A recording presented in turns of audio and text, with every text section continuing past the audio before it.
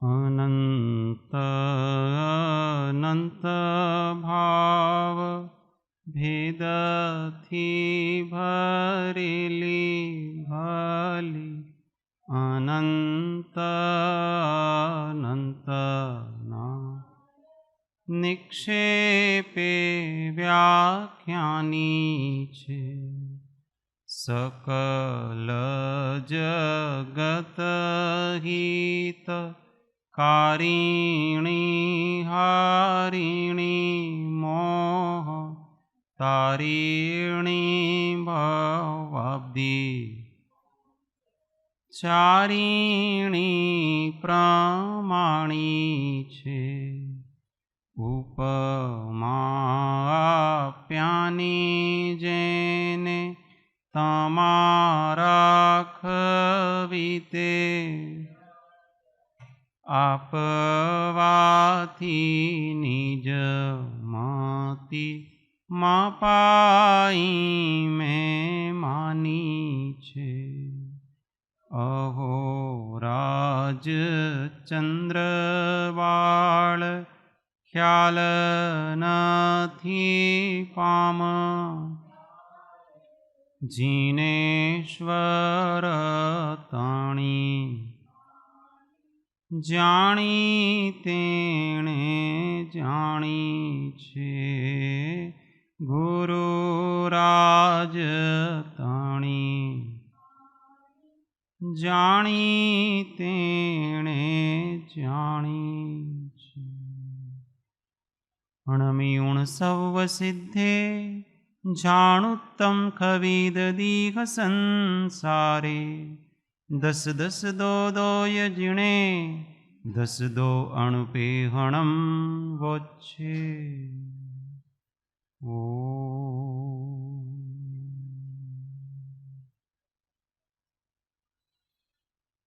जय जिनेन्द्र। तत्व विचार में श्रीमद् भगवत कुंद कुंदाचार्य विरचित 12 अणुवेखा सतशास्त्र अथ अशुचि भावना।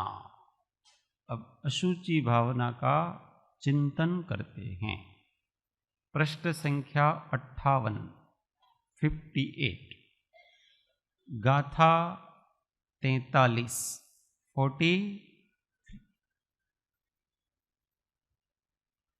अशुचि शब्द का अर्थ होता है अपवित्र।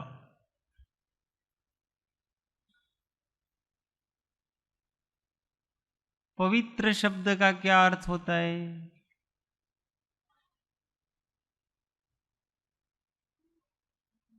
पवित्र शब्द का अर्थ होता है पाप से रहित, जिसके ऊपर पाप रूपी मैल नहीं चढ़ाए, इसका नाम पवित्र। ये आत्मा की अपेक्षा से बात हुई। अन्य अपेक्षा से बात करनी है, पुद्गल की अपेक्षा से, तो पंक रहित। पंक किसको कहते हैं? कीचड़ को। तो जो कीचड़ से रहित है अर्थात मैल से रहित है, उसका नाम पवित्र। अब मैल किसको कहना, कीचड़ किसको कहना? अभी ये स्टूल है, ये स्वयं एक पुद्गल है कि नहीं? अब इसके ऊपर दूसरा पुद्गल कोई काला कलर का आ जाए, कोई पानी ढुल जाए, कोई रेत लग जाए, कुछ तो अपन उसको गंदा कहते हैं, वो भी पुद्गल है। इसके ऊपर जो काला कलर लगा, लाल कलर लगा, कीचड़ लगा, जो भी लगा, वो भी पुद्गल है। एक पुद्गल से दूसरा पुद्गल उसके ऊपर आया तो वो अपवित्र कैसे हो गया? कीचड़ कैसे हो गया? समझ में आ रही बात? अशुचि भावना का मूल तत्व पकड़ रहे हैं अपन कि वास्तव में अशुचि भावना में हमको चिंतन क्या करना है।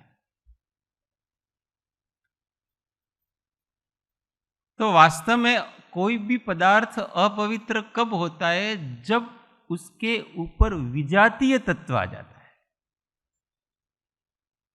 उसकी जाति से रहित जो अन्य जाति का तत्व उसमें जब मिक्स होने लगता है तो कहते हैं कि इसके ऊपर अभी आवरण आ गया, ये गंदा हो गया। शरीर को कहते हैं कि गंदा हो गया। कब गंदा होता है?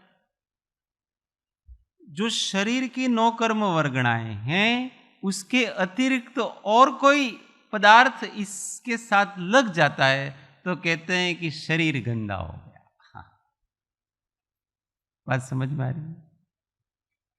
अब शरीर के इसके अतिरिक्त तो और जितने भी द्रव्य हैं वो सभी इसके लिए विजाती है, क्योंकि शरीर रूप नहीं।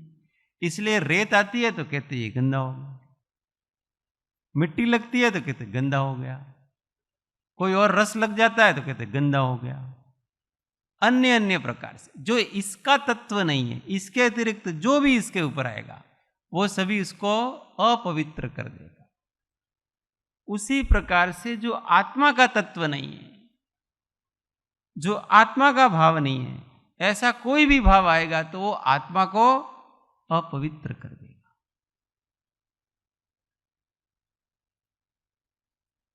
और वर्तमान में हम अभी शरीर के साथ लगे हुए, एक क्षेत्र अवगाह है, संश्लेष भी है, प्रभावित भी हैं, ये आवरण रूप अपने ऊपर है। इसी को अपन स्व मानते हैं, इसी के साथ जीते हैं, इसी के साथ मरते हैं, इसी के साथ सोते हैं, इसी के साथ खाते हैं। तो अपने को यूं लगता है कि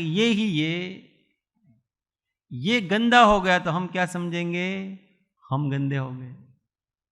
ये थोड़ा धुल गया तो हम क्या समझेंगे?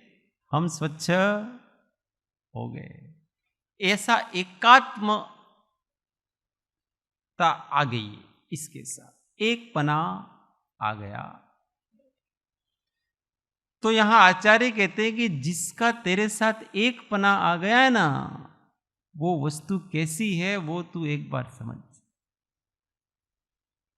किसी से भी प्रेम करने से पहले तू उसके स्वरूप को समझ कि वो कितनी गंदी चीज है जिससे तू प्रेम करता है, जिसको तू अपना कहता है।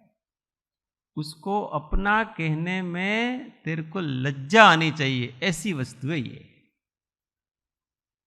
जब हम शरीर को अपना कहते हैं तो अपने को लज्जा आनी चाहिए, क्योंकि ऐसी विभत्स वस्तु है उसको अपन अपना कहते हैं। जैसे कोई अपना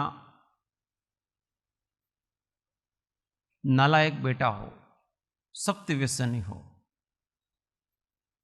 तो किसी व्यक्ति के साथ परिचय कराना है अपने को कि ये अपना हमारा बेटा है, तो कितने हिचकिचाते अपन। बताना नहीं पड़े तो अच्छा है कि ये हमारा बेटा है।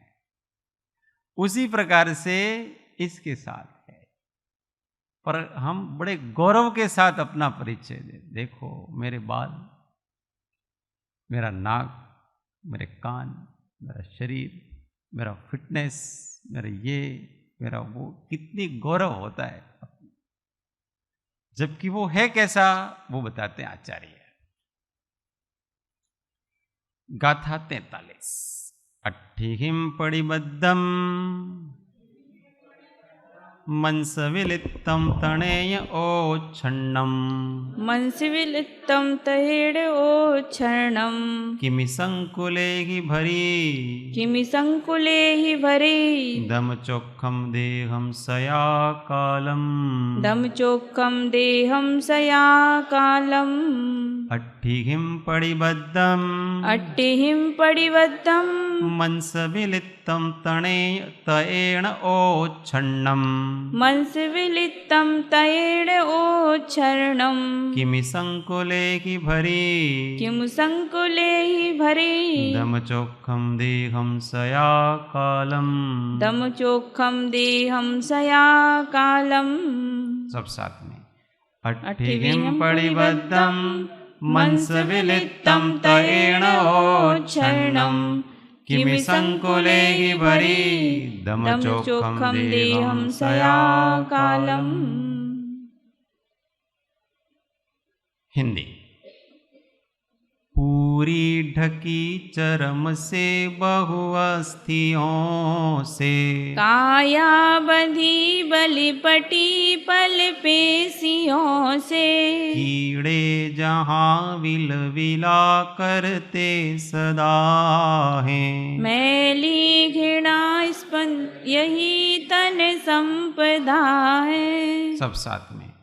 पूरी ढकी चरम से बहु अस्थियों से काया बंदी वलिपटी पल पेशियों से कीड़े जहाँ विलविला करते सदा है मैली घृणास्पद यही तन संपदा है।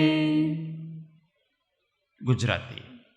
छे अस्थिति प्रतिबद्ध मांस विलिप्त चर्म मडेल छे भरपूर कृमियोना समूहे देह सतत मलिन छे भरपूर कृमियोना समूहे देह सतत मलिन छे। अर्थ। हड्डियों से जकड़ी हुई है, मांस से लिपी हुई है, चमड़े से ढकी हुई है और छोटे छोटे कीड़ों के समूह से भरी हुई है। इस तरह से यह देह सदा ही मलिन है। हाड़काओथी प्रतिबद्ध, मांसथी विलिप्त चामड़ीथी मढेल અને કૃમિઓના સમૂહથી ભરપૂર એવો દેહ સદા મલિન છે। तो शरीर कैसे बनाए, संरचना जानो इसकी कि सबसे पहले तो हड्डियों का ढांचा है, ये कंकाल तंत्र है, वो बराबर बंधारण है उसका। और उसके अंदर क्या भर दिया है, मांस भर दिया है अच्छी तरह से ठसाठस। और फिर उसको ऊपर से क्या कर दिया है, चमड़े से ढक दिया है उसको। तो उस मांस और हड्डियां और लहू और सब मिलकर के उसमें क्या हो गए, छोटे छोटे कीड़े, अंदर सब कीड़े हैं, रेंगते हैं, कृमि, 2 इंद्रिय आदि जितने भी हो। इस तरह से यह देह सदा मलिन है। शरीर स्वयं सदा मलिन है। तो आत्मा से तो बिल्कुल ही अलग है ये वस्तु। और शरीर ही अपवित्र, जगत में भी पवित्र वस्तु उसको कहा जाता है जो प्योर हो, उसके अंदर दूसरे की मिलावट नहीं। दूध के अंदर 1 किलो दूध, 1 लीटर दूध के अंदर अगर 1 गिलास पानी डाल देंगे तो क्या कहेंगे, ये दूध भाई आपका मिक्स। घी के अंदर और कुछ डाल देंगे तो क्या ये घी आपका शुद्ध नहीं, क्योंकि दूसरा पदार्थ उसी प्रकार से ये तो अनेक पदार्थों से बनी स्वयं, इसलिए ये तो मलिन ही है। हड्डियों का प्रकार अलग है, मांसपेशियों का अलग है, चमड़ा अलग है, फिर खून अलग है, फिर मांस, वो रक्त अलग, अलग अलग प्रकार से 7 धातु और 7 उपधातु से बनेली है। निरंतर उसमें 9 द्वारों से उसमें दुर्गंध आती रहती, पर अपने को लगती नहीं।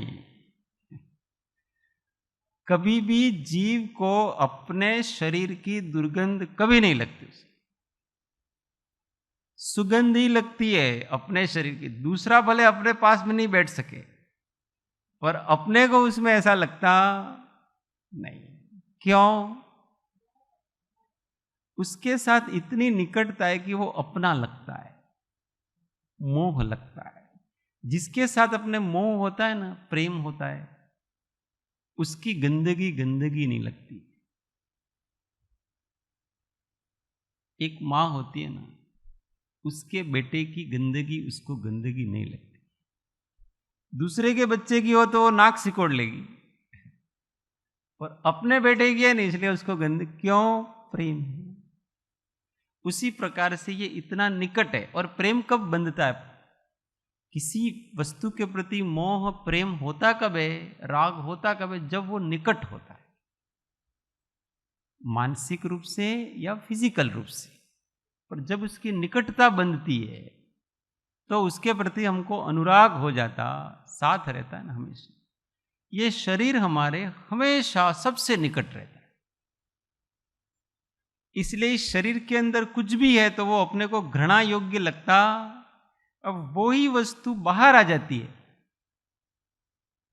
तो हम उसको देखना नहीं चाहते। अब वो वस्तु अंदर पड़ी हुई है, अपने को पता भी है कि वो वस्तु अंदर पड़ी हुई है, पर उससे घृणा नहीं हो रही। और जैसे ही वो वस्तु बाहर आ जाएगी, दूर हो जाएगी थोड़ी, तो वो पर लगेगी अपने को। और जो वस्तु पर लगती है उसके प्रति आसक्ति रहती नहीं, जो स्व लगता है उसके प्रति आसक्ति रहती। इसलिए इससे दूर रहने का प्रयत्न करना चाहिए। शरीर से हमेशा दूर रहने का प्रयत्न करना चाहिए। कहने का अर्थ ये, कैसे रहे बता? दूसरों से दूर रहें, अपने शरीर से दूर कैसे रहें? किसी के पास उपाय है भाई? हाँ, वेरी गुड। तो भाई अपने अपने अपने में रहें तो ये अपने आप दूर हो जाएगा, इसके विकल्प नहीं आएंगे, इसका एहसास नहीं रहेगा। जैसे ऐसे होता है ना, अपने घर में अपने घर वाले हैं, अब अपने बेटे से बड़ा प्रेम है, देखो नहीं तो मन लगता नहीं। परंतु कभी ऐसा काम आ गया, आपने फुर्सत ही नहीं मिली, दुकान में सीजन चल रही है अथवा कोई शादी ब्याह का, तो वो खुद उसके बेटे को भी 3 दिन तक देखा ही नहीं, विकल्प ही नहीं आया उसको। क्यों? दूसरे काम में वो अपने में व्यस्त हो गया, अपने में व्यस्त हो गया, इसलिए उसको उसका विकल्प आया। ऐसे ही जब अपन अपने स्वतत्व में, स्वभाव में तन्मय हो जाएंगे तो हमको शरीर का ख्याल रहेगा, दूर रहेंगे हमसे।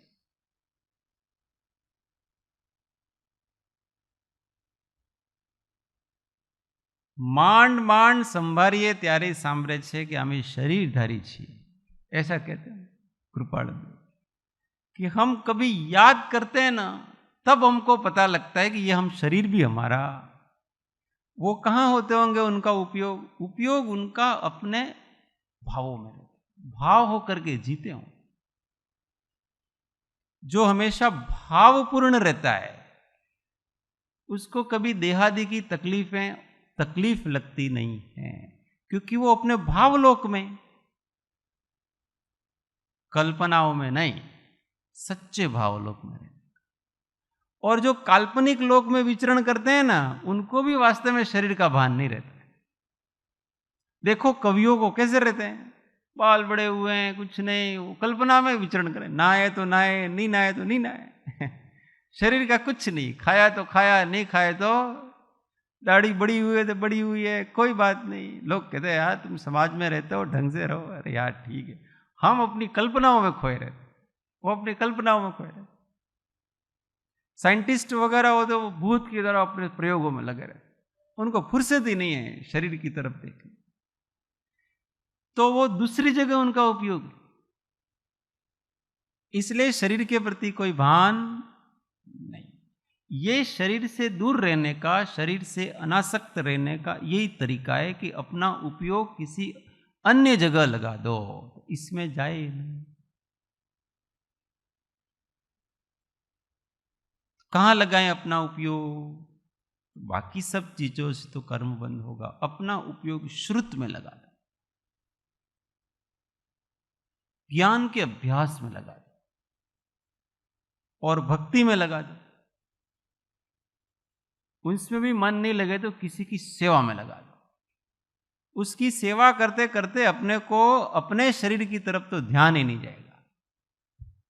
जो दूसरों की बहुत दिल लगा करके सेवा करते हैं ना, उनको अपनी तरफ तो मेरे को ये बीमारी है कि नहीं है कि ये हो रहा है, वो तो फुर्सत ही नहीं है उनको।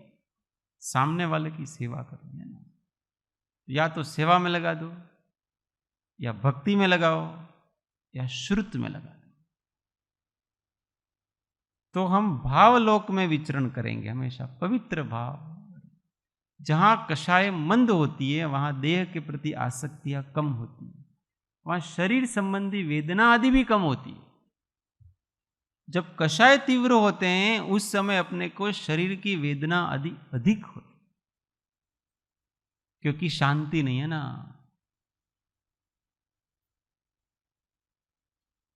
जो बीमारी होने पर, कष्ट होने पर जो घबराते हैं, इसका मतलब वो अशांत हैं, तीव्र कषाई। और जो मंद कषाई होता है उसको तो ठीक है, शांति से। ये आंख दुख रही है 4 दिन से, पर शांति है तो कोई दिक्कत नहीं। आंख दुख नहीं रही है, आंख को हम देख रहे हैं। दुख को देखना एक अलग चीज होती।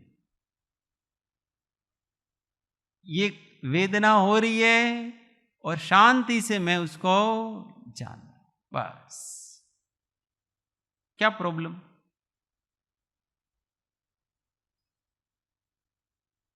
किसी चीज को शांत भाव से केवल देखते रहना है तो कोई प्रॉब्लम नहीं।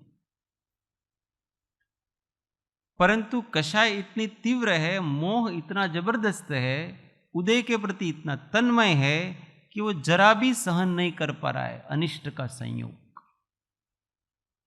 जल्दी जल्दी कैसे हटे, ये वेदना कैसे जाए, ये गोली लेता ना, वो गोली लेता ना, ये प्रयोग करता ना, वो प्रयोग। वे रहने दो ना।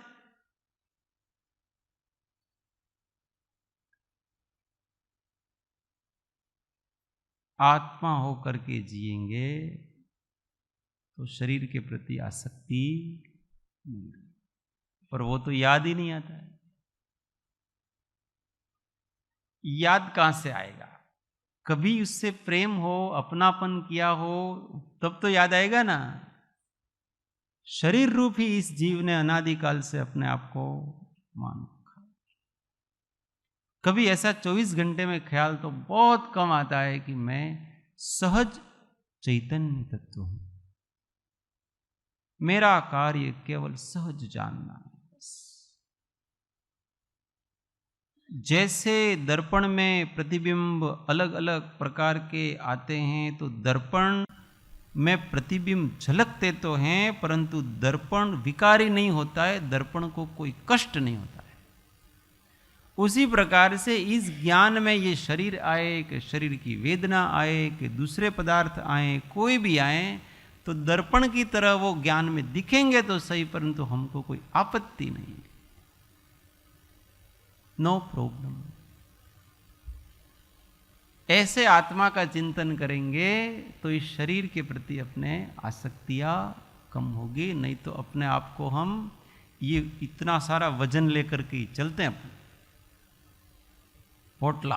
हाँ, साहिब जी कभी कभी गिर जाते थे ना, तो ऐसा ऐसा कहते थे, यार 70 किलो नो पोटलो पड़ी है भाई। पोटला ही है और क्या है? इसमें चैतन्य तो अरूपी तत्व है, वो तो उसको जानने का काम करता है, वो नहीं है। इसको और आगे कहते हैं 44 नंबर। दुर्गंधम बिभत्थम दुर्गंधं विभत्तं कलिमलभरिदम् अचेयणं मुत्तम कलिमलभरिदम् अचेयणम् उत्तम शरणपडणसहावं शरणपडणसहावं देहम् इति चिन्तयेणिच्चं देहम् इति चिन्तयेणिच्चं दुर्गन्धं बिभत्थं दुर्गन्धं विभत्तं कलिमलभरिदम् अचेयणं मुत्तम कलिमलभरिदम् अचेयणम् उत्तम शरणपडणसहावं शरणपडणसहावं देहम् इति चिन्तयेणिच्चं देहम् इति चिन्तयेणिच्चं सब साथ में दुर्गंधं बिभत्थं कलिमलभरिदम् अचेयणं मुत्तम शरणपडणसहावं देहम् इति चिन्तयेणिच्चं। हिंदी। बीभत्स है तन अचेतन है विनाशी दुर्गंध मास मल का घर रूप राशि धारा स्वभाव सड़ना गलना सदाही ऐसा सुचिंतन करो शिव राह राही। सब साथ में बीभत्स है तन अचेतन है विनाशी दुर्गंध मास मल का घर रूप राशि धारा स्वभाव सड़ना गलना सदाही ऐसा सुचिंतन करो शिव राह राही। गुजराती। दुर्गंधमय बीभत्स तन मलमूत्रથી ભરપૂર છે જડ મૂર્ત પતન સ્ખલનશીલ નિત ભાવનાની જરૂર છે જડ મૂર્ત પતન સ્ખલનશીલ નિત ભાવનાની જરૂર છે। तो कहते हैं यह देह दुर्गंधमय है, दुर्गंधम। फिर कहते हैं बिभत्थम, डरावनी है। बिभत्स मतलब डर लगता है। मलमूत्र से भरी हुई है, जड़ है, मूर्तिक है और क्षीण होने वाली तथा विनाश स्वभाव वाली है। इस तरह निरंतर इसका विचार करते रहना चाहिए। आ देह दुर्गंधमय बिभत्स अनिष्टतम મૂત્રથી ભરપૂર જળ મૂર્તિક છે અને સ્ખલન સ્વભાવી છે એમ સદા ચિંતવવા યોગ્ય છે। ये देह कैसी है? सबसे पहले तो कहा तो दुर्गंधमय, दुर्गंध आती है उससे। हर एक का स्वभाव होता है अपना अपना। तो सामान्य रूप से अपना जो वर्तमान शरीर है वो दुर्गंधमय है। अभी पंचम काल में जितने भी जीवों का शरीर है उन सब के दुर्गंध वाला शरीर है। सुगंध वाला शरीर तो किसके होता है पता है? त्रिसृष्टि शलाका पुरुषों का और बड़े बड़े चरम शरीरियों का होता है। अपने तो सारा का सारा दुर्गंध वाला शरीर ही अशुभ गंध का उन नाम कर्म का उदय है, दुर्गंध नाम कर्म का। कंपेरेटिव अपन सुगंध दुर्गंध करते हैं। बाकी तो देखो तो अगर तीर्थंकरों का शरीर, चक्रवर्तियों का शरीर और ऐसे पुण्य पुरुषों का शरीर में जो सुगंध आती है उसकी तुलना करो तो अपने तो सहन ही नहीं हो इतनी दुर्गंध है इस शरीर। ऐसा उनका स्वाभाविक सुंदर सुगंध होती है। ये पूछ रहे हैं कि इनके शरीर में रक्त और मांस होता है। उनके शरीर में भी रक्त और मांस तो होता ही है, परंतु उनके सुगंध नाम कर्म का उदय है। नाम कर्म दो प्रकार के हैं, एक सुगंध नाम कर्म और एक दुर्गंध नाम कर्म। तो उनके सुगंध नाम कर्म का उदय होता है, और कैसा तीव्र विपाक वाला सुगंध नाम कर्म। इसलिए आसपास, उनके आसपास कोई जाए तो सुगंध ही सुगंध फैली हुई, उनके शरीर से ही वो निरंतर बह रही है, इसलिए लोगों को अच्छा लगता है। तीर्थंकरों के शरीर में श्वेत रक्त होता है। तीर्थंकरों के शरीर का रक्त का कलर श्वेत होता है, रक्त नहीं होता ऐसा नहीं, रक्त तो होता है, पर उनका श्वेत होता है, वो भी उनका अतिशय, सब उजला उजला है उनके, सब श्वेत है सारी चीजें। कलर शरीर का, चमड़े का कलर अलग होगा, रक्त का जो रंग है वो हमेशा उनके श्वेत ही होता है। सुगंध।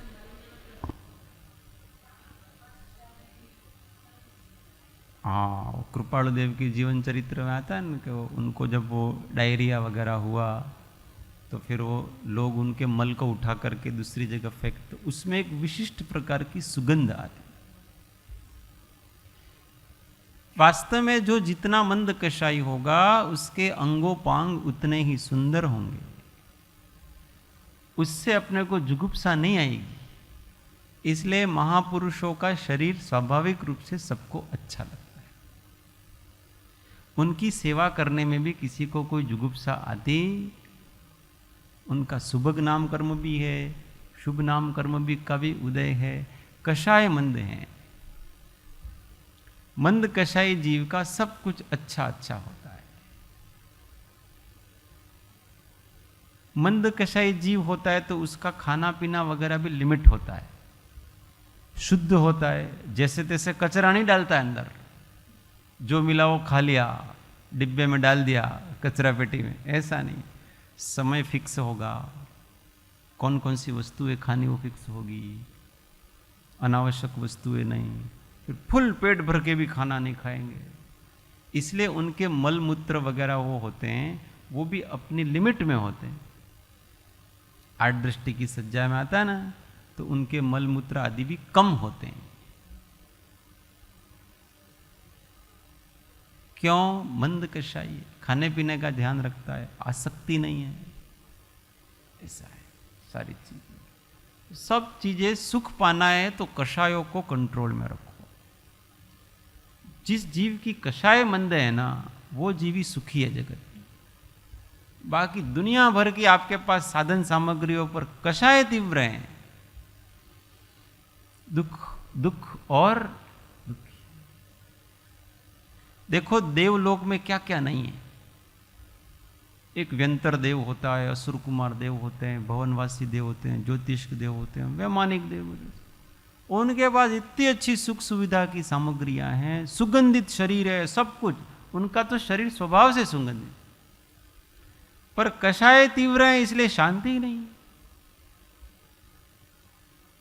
पहला जावा नाखे, एक विषय में लंपट होकर लगे रहते हैं, फिर दूसरे विषय में, फिर तीसरे विषय में, चौथे विषय में, पांचवें विषय, बस दिन भर लगे रहते हैं। कभी शांति से ऐसे आंख बंद करके बैठने का तो उनको ऐसा कहते हैं कि देवों की आंखें तो बंद होती ही नहीं। अपन जैसे ऐसे आंख बंद करके ऐसे ध्यान करने का ऐसा प्रयोग ऐसा देव नहीं करते। देव तत्व चर्चा करेंगे, देव समूह शरण में जाएंगे, देव और भी धर्म की बातें करेंगे, पूजाएं करेंगे, सब करेंगे, आंख बंद करके ध्यान नहीं करेंगे। रुचि ही नहीं होती उनकी, पलक ही नहीं झपकती है उनके तो। देवों के पलक झपकती नहीं है, पूरी आयु पर्यंत वो सोते ही नहीं है, बस लगे ही रहते हैं। बोलो, इसलिए तो पांचवा गुण स्थान आता ही नहीं। जरा आंख बंद करके इंद्रियों का निरोध करके आत्मा का संवेदन करने का प्रयत्न करे तो गुण स्थान चेंज हो। इनको तो कुछ न कुछ देखना है, कुछ न कुछ छूना है, कुछ न कुछ गंध लेना है, बस बाहर ही बाहर घूम रहा है उपयोग। साधन सामग्रियां बहुत है, कषाय तीव्र है, क्या किया जाए। इसलिए कषाय को मंद किया जाए। डरावनी है। कैसी है? डर जाते। कपड़े वपड़े निकाल करके कोई रात में कहीं घुस जाओ, आप भूत जैसे दिखोगा। दूसरे जानवर भी डरते हैं। जानवर मनुष्य से डरते हैं। हम जैसे जानवरों से डरते हैं ना, वैसे जानवर मनुष्य से डरते हैं। अपनी देह भी डरावनी है, डर लगता है।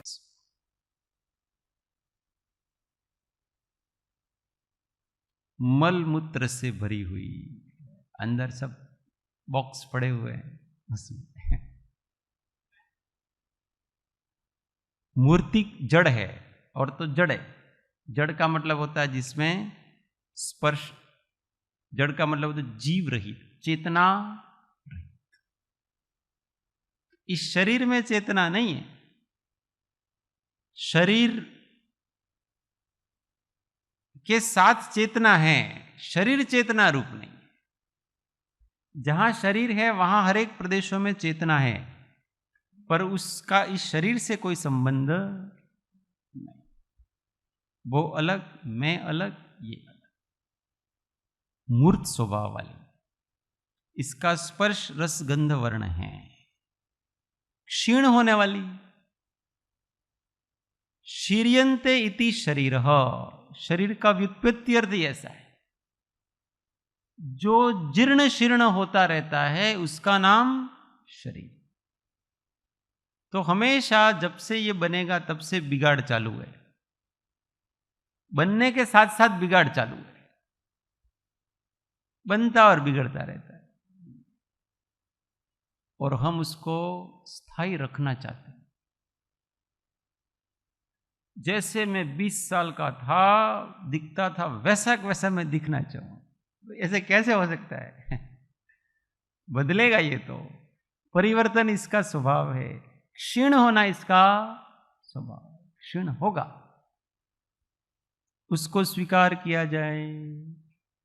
फिर आओ तो मैंने क्या रे न थयो भाई, ऐसा कर आओ तो मैंने क्या रे थयो ज नहीं। अरे अब तो सब नया नया ही होगा। हर रोज नए नए रोग पैदा होंगे, नई नई अनुभूतियां होंगी, नई नई विक्रिया होंगी। पर ये शरीर को इतना वैसा वैसा बनाए रखना चाहता है, क्यों? फालतू का व्यर्थ। कभी कभी हम स्वास्थ्य के नाम पर भी शरीर के प्रति बहुत कॉन्शियस हो जाते।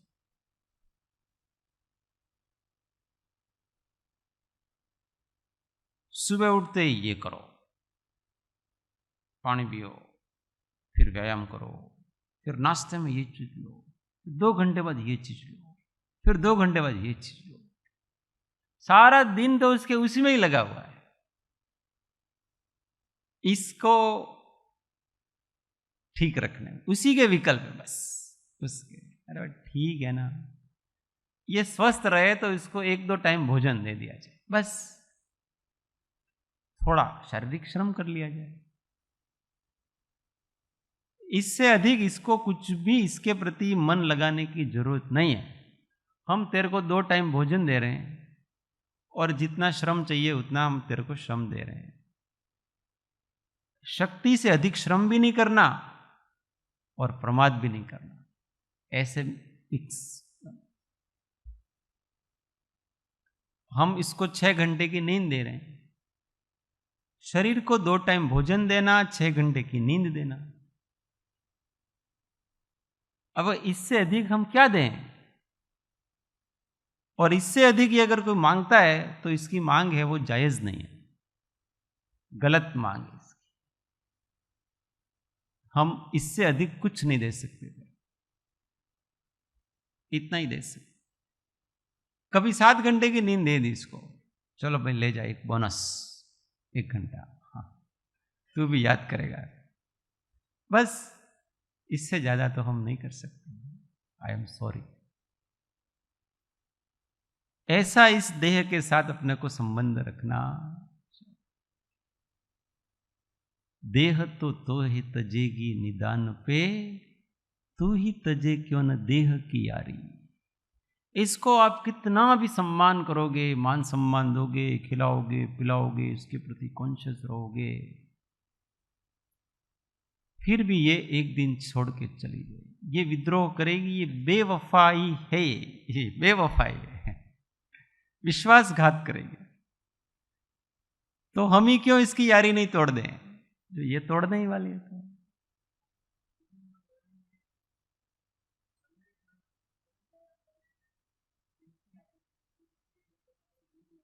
हाँ,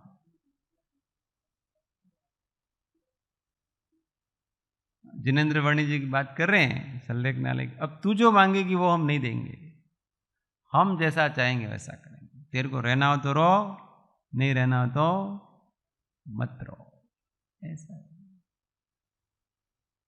अपने तो इतना अधिक शरीर के प्रति आसक्तियां हैं कि बस डॉक्टर ने कहा इस टाइम पे ये गोली लेनी हो तो वो अलार्म लगा के रखता है, लेनी पड़ेगी। बहुत कॉन्शियस हो चुकी। इस नाक से भोजन करेगा तो भी ये नाक चल रहा है कि ये नाक चल रहा है।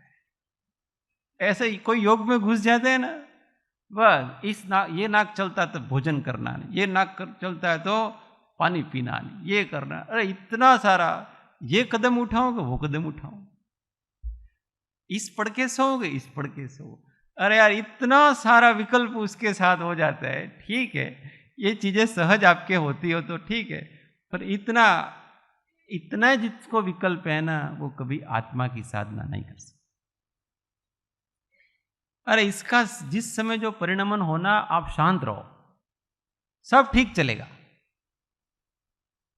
हमारा काम इतना है कि आप शांत होकर के इसकी विक्रिया को देखते जाओ, ये सब ठीक चलेगा।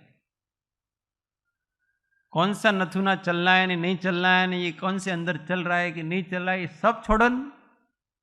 अपनी एक अच्छी चर्या बनाओ, नियमित रहो, बस। इससे अधिक इसके प्रति विनाशशील पदार्थों के प्रति क्यों मन लगाना।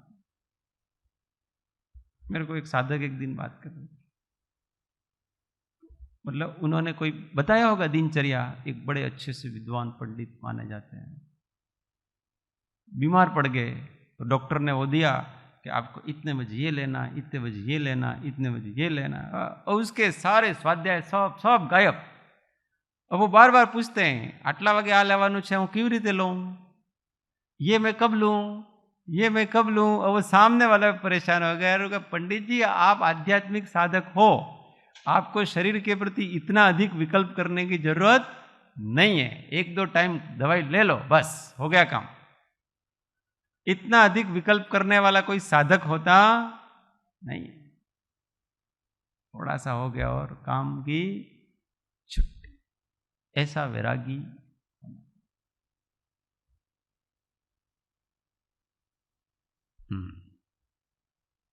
कृपालुदेव वाली गाथा बोल के अंत में अशुचि भावना केवी रीते कृपालुदेव कीधी छे। खाणमूत्र ने मळनी उज्जरानु निवासनु धाम, काया एवी गणीने मान तजीने कर सार्थक आम। मान तजीने कर सार्थक आम। इसको अपना मान रखा और इससे अपने को बड़ा मान रखा है। उस मान को तो जो मैं शरीर से छोटा अथवा बड़ा होता तो पहले से हूँ छू आत्मा संपरमात्मा, हूँ छू आत्मा, हूँ छू आत्मा संपरमात्मा, हूँ छू आत्मा। हूँ तो आनंदनु आनंदनु आनंदनु धाम, हूँ तो आनंदनु, हूँ तो आनंदनु आनंदनु आनंदनु धाम, हूँ तो आनंदनु आनंद, હું છું આત્મા સંપરમાત્મા, હું છું આત્મા, હું છું આત્મા સંપરમાત્મા, હું છું આત્મા સંપરમા.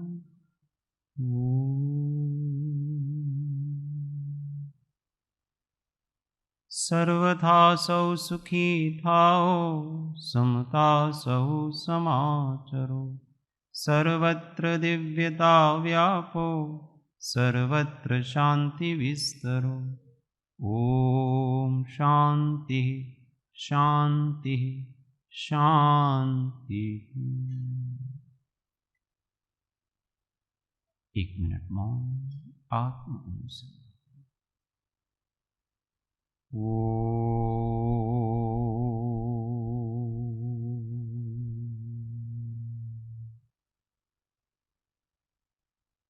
जय सद्गुरु.